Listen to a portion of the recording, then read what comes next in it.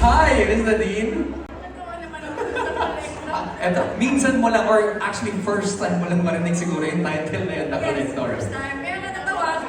Okay, before we discuss that, you wanna say hi to everyone watching us? Yes, good evening po sa inyong lahat.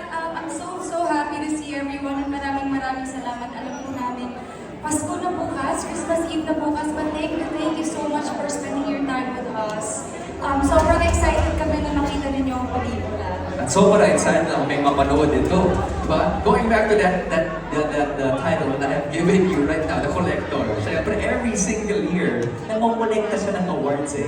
Left and right. Ganong I'll kalite. remember that. I'll remember that. Ganong kagaling ang isang Nadine Lustre. In this film, ano bang mga pwede namin expect, especially coming from Nicole?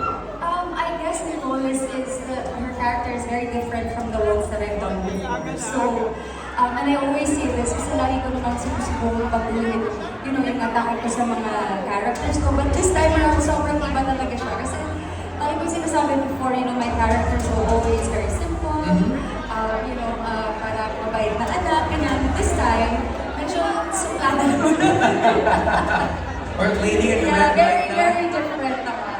So very excited for everyone to see that kasi this is the first time I'm gonna be doing that on screen. Oh, well, we're so happy and excited na panood